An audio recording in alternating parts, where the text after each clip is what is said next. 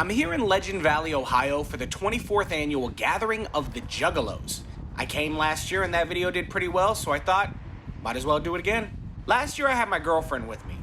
This year, I'm alone. Last year I stayed in a hotel. This year I'm sleeping in my car. Let's see if it's still just as fun. Whoop whoop.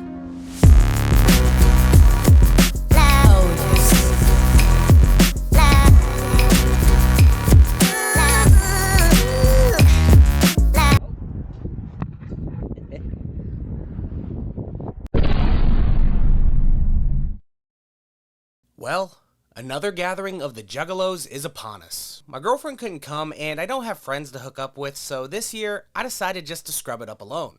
And I'll be living out of my car for the next 4 days. I hit the road pretty early and after only a few hours, I arrived at the gathering of the Juggalos. I found a spot to park and made sure to back up to some bushes for extra privacy. And then I took a shot to celebrate my return home. I officially bought my ticket and finally made my first entrance into the gathering of the Juggalos. As always, the first thing I did was hit the merch booth and spent a few $100 buying some jerseys. You know, since I didn't spend it on a hotel. I walked around to check everything out and was stoked to see that not only did the rides return, but this year they actually added carnival games. And then I picked this year's lucky porta potty. So if you're unaware, last year I chose one porta potty to revisit throughout my trip to see the progression of the filth throughout the gathering. Last year's got pretty bad, so I wanted to see if I could duplicate those results. I then took another shot because up next was the first official event for my Gathering 2024 experience. And that was the world's most dangerous stunt show. The show is ran by JJ Allen, leader of POR Stunts, who is a team that I have some history with. So for that reason, I was invited on stage to record the show. This show was called the Nutshot Olympics and featured 3 judges, including YouTube legend Brandon Buckingham of The Buckingham Show. Our 3 contestants were Sparky, JJ, and homegrown stunt legend Kyler Vick, who ate shit while he was coming on stage. Sorry Kyler, but I had to use this clip. The first round featured Kyler taking nut shots with a taser, JJ taking a wild kick to the crotch with firecrackers, and Sparky getting a bowling ball through some light tubes. Honestly, doing one of these quick synopsis sections doesn't do this part justice, nor does censoring any of these clips. So if you want a full, uncut, uncensored synopsis of this and the follow-up stunt show, you can check that out on my $1 a month Patreon. Shit got so wild that audience members fainted not once, but twice. Yeah man, the show was pretty gnarly and one of the most insane things I've ever had the pleasure of being a part of. The show ended with JJ doing one of the craziest things I've ever seen involving a nail gun, but again, go watch the full video to see the full footage of that because it's gnarly. After that, I checked out my first musical act, HB the Grizzly. HB is a white female rapper bringing forth some true bars and was actually a pretty good show. But towards the end of her set, the adrenaline from that stunt show started to wear off, so I headed back to my car for a short rest break. This is my sleeping situation for the next 3 nights.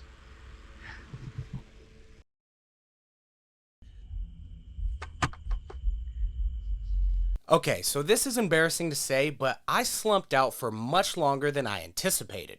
But the good news was that my temporary bed was actually working pretty well. First things first, the bathroom was still pretty clean, outside of some small trash on the ground. I then caught the last half of Scum and Insane Poetry's set. These 2 are horrorcore artists from the LSP label who are bringing forth some great modern day horrorcore, or as they would call it, Gore Hop. Now, while Scum can bring it too, I was mostly excited to see Insane Poetry, as Insane Poetry is a true OG in this horrorcore shit, and he's been doing it since '88. And again, Scum brought his A-game too, and the set was an all-around good time. After that, it was already time for the final main stage act of night 1, Esham. Esham is a Detroit-based legend who originated the acid rap style and has been in the game longer than basically any rapper you can think of. Now, if you're unaware of the Juggalo culture, Esham has plenty of history with the Juggalos, so his set being the final act of night 1 made a whole lot of sense. This set in particular focused on his hard rock metal tracks, complete with a full band to back him up. Esham has been one of my favorite rappers for a long time, so it didn't shock me his set went over as good as it did. After the show, I grabbed a turkey leg for dinner and stopped by the Queen of Cheeks contest, mostly because I was curious what a show titled Queen of Cheeks entails. Mostly just ass shaking. They did play some butt ring toss though, where one woman would stick a glow stick in their butt while another woman attempted to land a glow stick ring on said rectally inserted glow stick. I walked around for a bit, catching a random sideshow at someone's camper, but I decided to call it quits early because the next day was gonna be packed.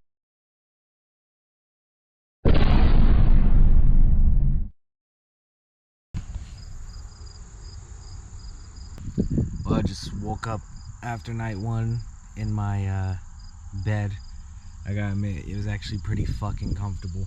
Sun came up though late, so I had to put up this towel to fucking not go blind. So starting day 2 was pretty rough since I'm used to hotel living, but I did want to suggest that anyone that decides to come to the gathering and experiences allergies should definitely bring extra of whatever you take to fight them. I changed clothes in a local porta potty and then checked out my first event for the day, the Juggalo flea market. It was pretty cool seeing all the stuff and wares people brought to sell. Also, they were giving away some free tacos, so that was cool too. I walked around a bit and came across this side stage and noticed that not only was there going to be a few acts here later, but in just a little bit, there's going to be an official wedding ceremony. And you know I ain't missing that. Anyway, I hit the side stage, which had this big ass hill parallel that I sat on to watch this set from my guy, Trauma 2 Sick. Trauma is an underground horrorcore rapper who I wanted to check out because my guy is truly underground at this point, and it's always cool to see people like that. And the show was pretty good. Also, shout out to these two dudes for moshing by their lonely, and I'm not even sure if the long-haired dude realized he was part of the mosh pit. After that was Percy Bones, who came from overseas to perform at the gathering, so I respect it. His set was pretty good, and he brought some authentic international hip-hop to the gathering, and I'd probably see him again if I had the chance. I walked over to the merch stands where I found a music video shoot happening for beatmaker, DJ, and rapper Shaggy the Airhead, who is one of the main beatmakers for ICP nowadays. But it was then time for our Juggalette wedding, DJ'd by them Silver Boys Klokwerk E, although they weren't actually silver for this ceremony. The ceremony was officially underway, and I know you guys are probably insanely curious as to what a same-sex Juggalette wedding might look like, so here's 30 uninterrupted seconds of that ceremony.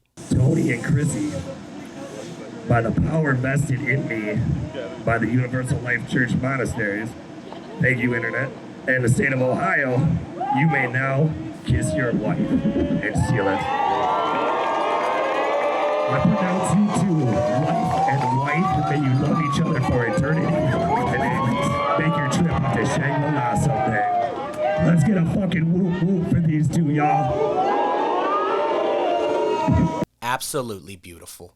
If this is what makes these two happy, then fuck everyone else. Klokwerk E sang them off with a beautiful song titled That's My Bitch, and I realized that this is technically only the 4th wedding I've ever attended. So shout out to this couple for letting me witness it. I headed over to another sideshow at someone's RV to see fellow YouTuber and rapper Humble Among bust out a quick live set. By the way, Humble, when are you gonna have me on an episode of your show, bro? I'll be waiting.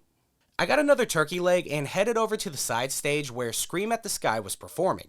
And listen, I'm not a big metal guy, so I shouldn't really be trusted for my opinion on metal, but these dudes seemed like they had a great set. Like, I enjoyed it for what it was, even while not being a metalhead, so that must mean they did well. Also, look at this puppy that was next to me. And look at this one too. Speaking of puppies, shout out Jerry the King Lawler. The crowd quickly started getting packed because up next was the world famous wet t-shirt contest. Now this is everybody's favorite part of these videos, so as always, allow me to slow down what I'm saying and make sure to take my time while explaining the ins and outs of what this wet t-shirt contest featured. This contest gave women the opportunity to get on stage and show off their multitude of talents in an attempt to win the grand prize of $500. Now, I've never been to any other wet t-shirt contests, but I assume none of them get as wild as this one gets, as by the end of it, these women were all practically naked, using toys, and more or less having sex with each other in an attempt to win. It goes without saying that the crowd loved it, and after a 3-way sudden death tiebreaker, ultimately, this lucky Juggalette won. And she celebrated by showing the crowd her butthole. After that, I needed to go to the Juggalos for Jesus tent because I needed prayer to make up for the unholiness I had just witnessed. I then went back to my car for a few hours for some much needed rest. Just like the night before, I slept way longer than I meant to and almost missed the final main stage act of night 2, Insane Clown Posse.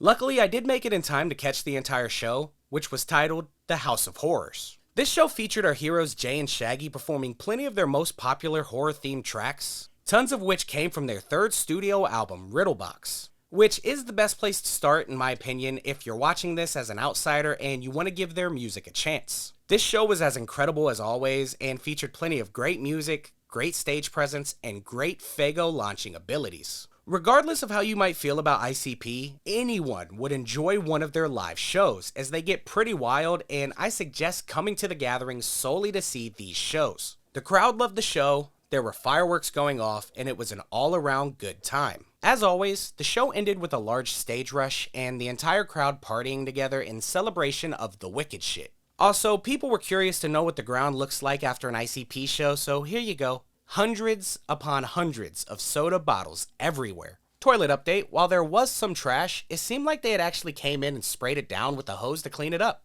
which honestly shocked me. After that, I went over to a side stage to watch some live comedy, and forgive me, but I didn't catch the names of these openers and I was too lazy to look them up. However, the main comedian was none other than Zac Amico. Zac is an upcoming comedian who you might have seen on Kill Tony, most notably the episode with Ric Flair, and his set was absolutely killer. I've never seen a comedian who was more fit for the gathering, and I'll 100% be seeing him again in the future. While walking over to another stage, I came across a large group who was gathered to watch a literal pop-up strip show. Literally, this show wasn't an official gathering show and was put on by a couple of juggalettes who were attending. I then went to peep out some wrestling, which was a live taping of ICP's official wrestling show, JCW Lunacy. And this is a good time to mention I bought 4 wrestling DVDs at the gathering, which I'm going to be giving away. So if you want one of these DVDs, all you gotta do is subscribe and comment below your favorite wrestler of all time. In a few weeks, I'll pick a few of you at random and you'll get one of these DVDs. But fuck all that, because up next was the act that I was looking forward to the most. And in fact was the only act I actually cared about getting front row for. And this act was the legendary King Gordy. Gordy is a Detroit-based rapper and in my opinion is the king of the horrorcore style, bringing a high-energy, highly lyrical style while staying on course with that shock value shit we all know horrorcore for. Now, Gordy is easily in my top 5 favorite rappers of all time, and a 7th grade Kobe would have been so stoked to know we finally got the chance to see him live. I sat in the crowd, admittedly fanboying and singing along to every single track, and to me, this set was worth the entire trip alone. I even got the chance to meet him afterwards, and man, this shot right here is easily one of my favorites of my entire time as a YouTuber. On top of that, he was selling copies of his new project, and even though I already have that CD, I found a $20 bill on the ground, which, side note, took me like 5 minutes to pick up because I was afraid there was going to be poop on it. So I bought 2 copies of the CD, one for my dad and one for one of you guys. So if you want this copy, all you gotta do is be the first person to message me this phrase on Instagram. And if you're the first person, you'll get this CD for free. If you're watching this video more than like 10 minutes after it was posted, it's probably already been claimed. Toilet update, there's more trash and someone puked in the urinal. My final show for the night was a late night set from Klokwerk E, who were actually silver this time and were absolutely rocking the crowd. It's so shocking to me that these 2 dudes haven't been signed by anyone yet, especially Psychopathic, but honestly, I think it's just a matter of time. There was this pretty insane moment though where on the screen behind them, they literally showed 2 girls 1 cup while rapping a track about poop. This was probably the most assaulted I was visually during my time at the gathering, and listening to the crowd react to that was hilarious. However, it was really late for me, so I decided to call it a night and headed back to my car for a late night snack, and finally, some sleep.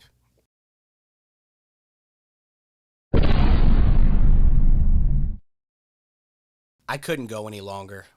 I had to do the one thing that I didn't want to do while I was there. I had to take a poop at the gathering of the Juggalos. This might have been the worst experience of my life in this hot-ass porta potty. I got changed and prepared for my day in true Juggalo fashion, complete with some Fireball to get me feeling right. I went over to check my porta potty and surprisingly, it was pretty nice, including the throw up from the night before being no longer existent. I was taken aback by seeing the entire mess from last night's show was gone, and I also wanted to make this point for anyone who might stay on site in the future.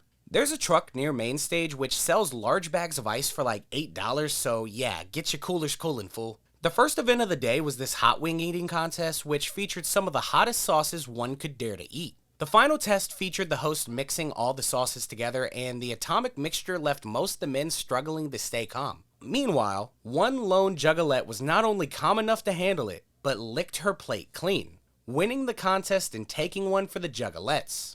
Shout out to whoever this girl is. I went to check out another underground rapper, Looney's Tunes, who had some pretty good shit, although I did hear someone next to me say he only came to see the DJ. Still, Tunes had some good shit, but I was stoked to see he brought out my boy Willie Hayes, who I've grown somewhat of a friendship with since my video last year.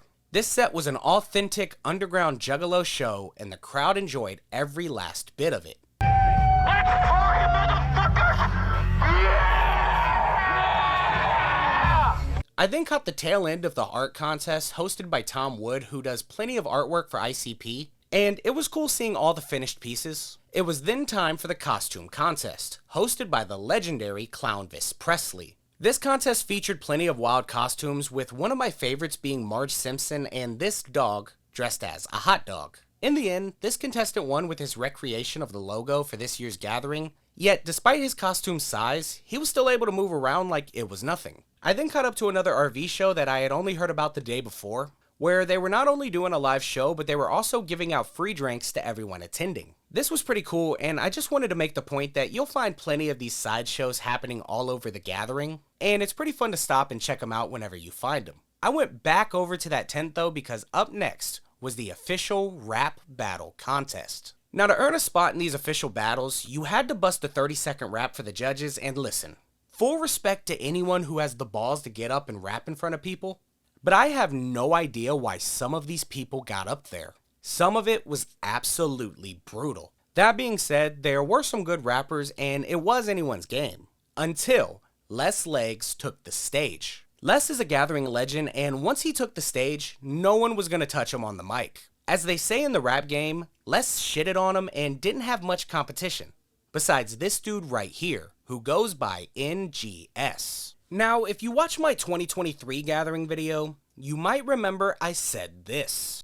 After that, we tried to go watch whatever the fuck this is, but honestly, we were pretty tired, so we headed back to the hotel. Well, it turns out that performer was NGS. And I might have done myself a disservice by not staying for a show, because this dude actually held his own in this battle. Still, Les took the battle and took the entire contest for himself, making him the 2024 Juggalo Battle Rap Champion. So this part's a bit weird because I thought it would be cool if I rode the Ferris wheel for the video, but in reality, riding a Ferris wheel all by yourself isn't really cool or fun. It's just a kind of a thing, I guess. I stopped by the car for a quick lunch and then came back for some more music from the legendary Gangsta Nip. While Gangsta Nip might not be a household name today, Nip is a bona fide legend for the simple fact that he's an originator and creator of the horrorcore genre. Nip's horrorcore dates back to the mid-80s, making him the earliest rapper to do genuine horrorcore.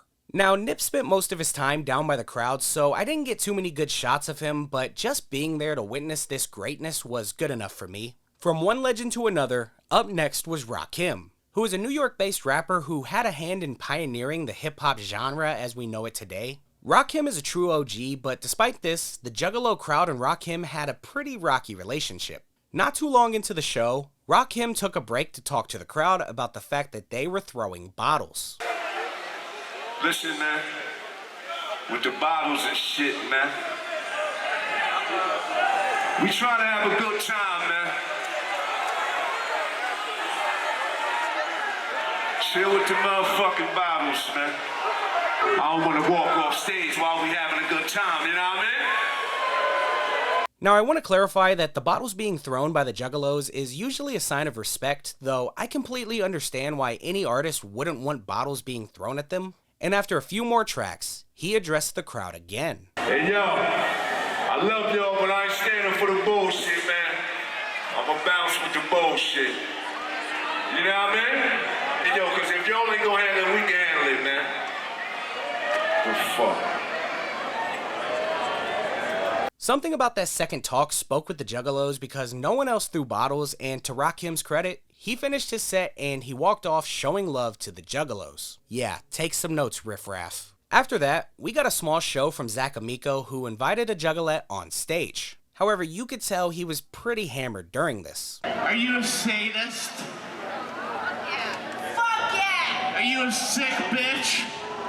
Fuck yeah! Are you a sick motherfucking juggalette bitch? Guys, put your hands together, everybody.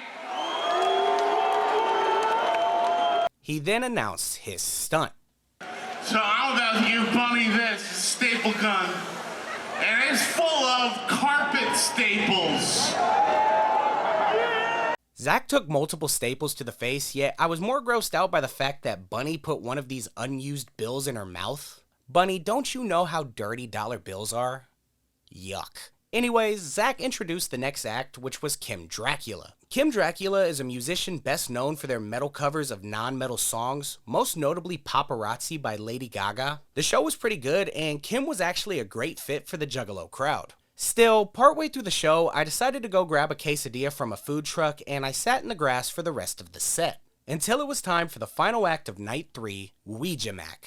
Ouija Macc brings that new school style of rap and blends it with that wicked shit to create a modern style for the same shit we all know and love. Now admittedly, last year I didn't show Ouija Macc as much love as I should have, so I hung out for the full set this year and I enjoyed it immensely. His style just isn't something I usually listen to, but that in no way means it's bad. It's actually a great show and great music, so if you ever get the chance to check him out, I'd suggest it 100%. I then went over to a side stage for some more comedy. There was this funny thing though where the opening act introduced Upchuck the Clown, who is a Gathering legend. Upchuck then introduced Colt Cabana, who then introduced the JCW Tag Champions, who then introduced Too Tough Tony, who then introduced Violent J, who finally introduced our main comedian, Big J Okerson. Jay had a killer show, and basically the only reason I'm not showing much footage of the comedians is because I don't want to leak their material. And after that, I had to head over to a late night show of someone I have a little bit of history with, Kung Fu Vampire. So me and Vamp actually have some history, as last year I talked about how he's gone through a look change over the course of his career. I regrettably used the term disappointed while discussing his transition, and due to that, Kung Fu Vampire posted about it on his Instagram, basically taking a chance to finally address why he's changed his look. And after that post, me and Vamp have built a little bit of a friendship with one another, and I've talked to him several times since. So the fact he was performing at this year's gathering gave me the opportunity to go into one of these shows with a new idea of who he was. And let me tell you, I'm so glad I did. I say this without any sort of bias. Kung Fu Vampire absolutely rocked the house. Not only did he perform his new shit, but he also performed some of his old shit, which was a great mix for the show. All in all, Kung Fu Vampire was one of my favorites from this entire event, and I want to publicly say sorry to Vamp for my comments from last year. While I might have meant the overall point of what I said, I chose a bad way to present those feelings, so Vamp, I apologize, and I can't wait to see you again, brother. Once that was done, I ran over to the wrestling area to catch the main event, which was Nick Gage versus Madman Pondo versus my dude, JJ Escobar. Now, if you're familiar with any of these dudes' wrestling styles, you're not going to be surprised when I say that this match was just as wild as you think it was, with Madman Pondo ultimately taking the victory. But it was getting too late for me, so I crawled into my car one last time to rest up for the final day of the gathering.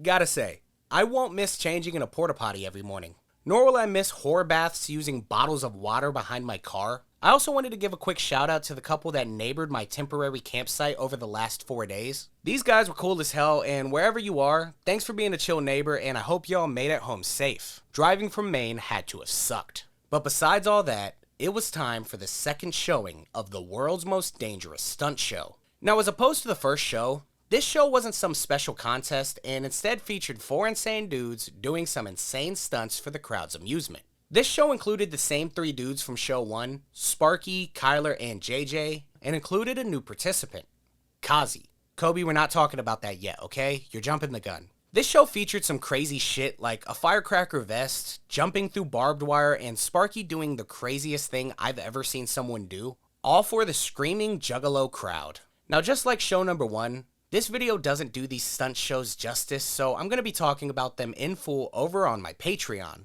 Trust me, $1 a month is worth it. Now, after this show was ICP's mystery seminar, so the tent immediately emptied out. That's because there's an unwritten tradition that every year right before the mystery seminar, there's a huge trash fight. Alright, getting off the stage, noted. This year was no different, as there were plenty of stinky garbage thrown, including these rotten eggs, and this dude throwing a whole ass stick. The trash fight was just as gross as ever. And just when you thought it couldn't get grosser, this dude broke out a damn octopus. Not a movie prop or something. I'm talking an actual octopus, which he chucked into the back of the crowd. And then, someone else picked it up and threw it back. And before you know it, the octopus was getting thrown back and forth. This octopus gave its life for our gathering, so let's all remember the sacrifice it made for years to come. The trash fight went all the way up until ICP took the stage for the seminar, and I actually got good seats, but that's not surprising considering most people refused to sit in the trash-covered seats, which, full disclosure, smelled ungodly. There was another moment though during the seminar which I couldn't let you guys go without seeing despite missing it on my camera. So shout out to JR Butcher Pete for supplying this footage of somebody throwing the octopus on stage during ICP's seminar. And the other plan is, Toots, this is a plan. This is not a fact. The fuck is that? It's an octopus. Put it up on our lawn, please. No, I knew I smelled fish. That smell was gonna make me throw up. If that would have fucking hit me. I revisited my porta potty and again, it was surprisingly clean, which I was still so shocked about. And then my plan was to go check out this talent show type beat at the pirate ship stage, but it started raining pretty good. So I just went back to the side stage to take some cover and watched the Freak Show Horror Show. This show was more of an old-fashioned carnival type stunt show with more traditional carnival stunts such as the blockhead routine. And listen, this crew puts on a great show. It just wasn't hitting the same as it would have had I not witnessed the world's most dangerous stunt show like 2 hours prior. The show did take an insanely large right turn out of nowhere though when this girl stuck a live drill up her vagina, so credit where credit is due, the show was pretty good. In the rain, I booked it over to the Morton's List tent where they were raffling off a few jerseys. And even though I didn't win them, the crowd kept getting stoked for the people who did win. And also, this is a good chance for me to discuss Blunt Man, which is the one-stop shop for any smoker at the gathering. And considering the fact Ohio just legalized it, this year the Blunt Man shop was fully stocked for all of your flower needs. How sick is it watching these cops stroll right on by this shit? I went over to main stage to just enjoy music for the rest of the night, starting with Bleed the Wicked Menace. Bleed is a fast-paced, loud rapper bringing that new school sound to the wicked shit, and his show was pretty good. After that was Vindead, a new metal group from Iowa with lead singer Griffin Taylor, son of Slipknot's Corey Taylor. However, I didn't know that at the time, and it was just a cool fact I found researching. Vindead was hardcore, loud metal music which got the crowd going and moshing. However, this mosh pit went with the same intensity for the entirety of the show. Hell, even Pikachu came out to enjoy the set, and got involved in some mosh pit antics. All in all, Vindead was a great set. After that was 3 6 Mafia member and hip-hop legend DJ Paul, who had an entire collaborative project with ICP, so needless to say, the crowd was stoked to see him. So stoked that they killed Pikachu and paraded his head around like they did in Lord of the Flies. DJ Paul's set was about as hype as you'd expect, but about 2/3 of the way through, it started to rain pretty hard, but that didn't deter the crowd who, if anything, partied harder. Now, you might think I'm a bitch for this, but I ran and found cover underneath that Mexican food truck.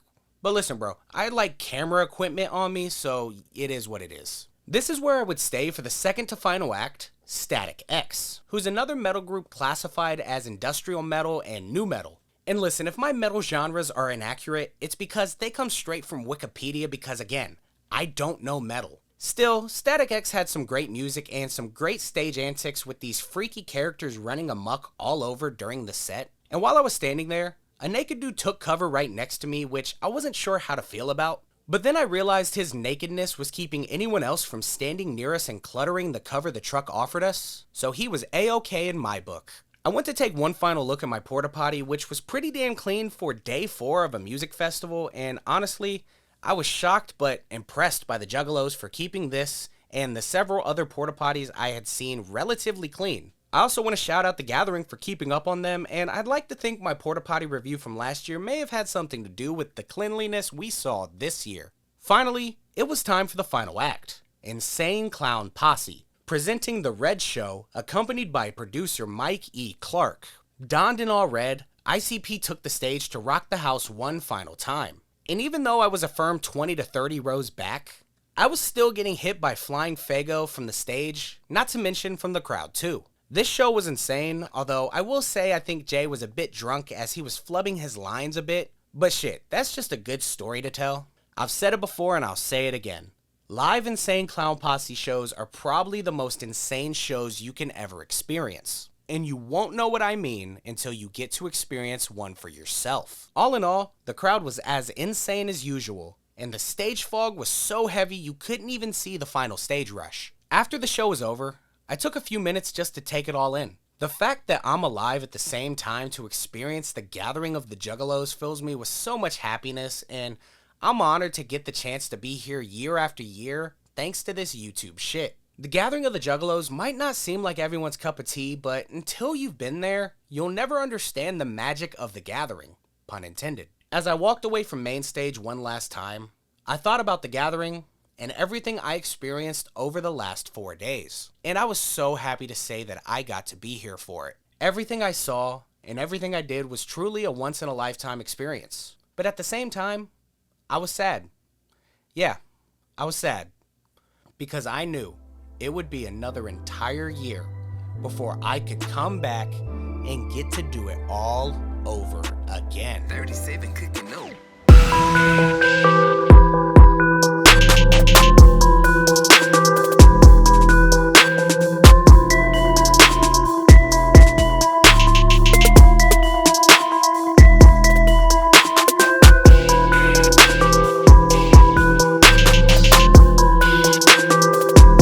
Now that I've done both camping and staying in hotels, I think I'm ready to say staying in hotels is superior. I'm sure that's not going to be a controversial statement. Hey. See what I mean? Dude, people are just so nice here.